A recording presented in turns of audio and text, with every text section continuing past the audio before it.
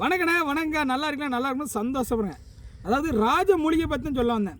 ராஜமூலிகையா என்னடா ராஜமூலிகைன்னு சொல்லிட்டு அவன் காட்டுக்குள்ள நிற்கானேன்னு சொல்லி நீங்கள் யோசிக்கலாம்.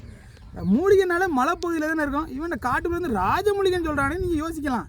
நான் என்ன சொல்ல வரேன்னா, ராஜமூலிகைங்கிறது எங்கள் ஊர் காட்டுக்குள்ள மட்டும் இருக்குன்னு சொல்ல வரல.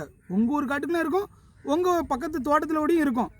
நான் ராஜமூலிகைன்னு எதை சொல்கிறேன்னா, என்ன இருக்குது பற்றிலா பிரண்டை பார்க்காதவங்க, பிரண்டையை பார்க்காதவங்க பார்த்துக்கோங்க. அதுமாதிரி ராஜமூலிகைன்னா என்னென்னு தெரியாதவங்களும் தெரிஞ்சுக்குவாங்க. பிரண்டையை தான் ராஜமூலிகைன்னு சொல்லுவாங்க.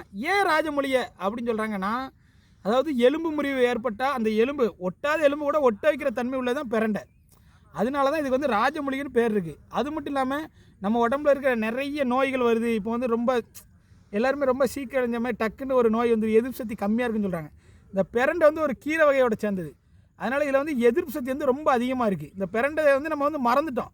முன்னோர்கள் வந்து அதிகமாக இந்த பிரண்டையை வந்து காட்டில் கிடைக்கிறனால எடுத்து துவையல் வச்சு அதிகமாக சாப்பிட்ருக்காங்க. நம்ம வந்து இந்த கீரை வகையை நம்ம மறந்துட்டோம். பிரண்டைங்கிறது இப்போ நிறைய பேருக்கு தெரியாது. இது வந்து வெளியே எங்கேயோ அங்கங்கே போயெல்லாம் தேடணும் கிடையாது. காட்டுக்குள்ளே பார்த்தா பனைமரத்துக்கு அடியிலையோ இல்லை இந்த பாருங்கள் உடைக்குலையோ இந்த மாதிரி இடத்துல தான் இருக்கும் பிரண்டை. அதை நீ அழகாக எடுத்து கட் பண்ணி பக்காவாக துவையில் ஏதாட்டும் வச்சு சாப்பிட்டிங்கன்னா வேறு லெவலில் இருக்கும். இதில் வந்து குடல் புண்ணுன்னு சொல்லுவாங்களே, அல்சரு.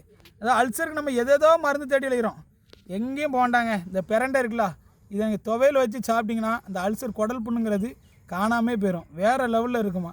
அதனால் உணவே மருந்து. அதே மாதிரி தான் உணவே மருந்து. அதனால் பிரண்டை துவையில் வந்து எல்லோரும் சாப்பிடுங்க. அதுக்கேற்ற மாதிரி தெரிஞ்சவங்க வந்து தெரியாதவங்க சொல்லிக் கொடுங்க. தெரியாதவங்க கேட்டு தெரிஞ்சுக்கோங்க. ஏன்னா நான் சொல்கிற கரெக்டு தானே, பெரியவங்ககிட்ட இந்த விஷயத்தெல்லாம் கேளுங்க. ஏன்னா இது எல்லாமே நமக்கு உதவும். ஏன்னா நம்ம உடம்புல இப்போ அப்படியே இருக்குது, அந்த கண்டிஷனுக்கு போயிட்டுருக்கு. நான் எல்லா விஷயத்தையும் கேட்டு தெரிஞ்சுக்கோங்க. நன்றி, வணக்கம்.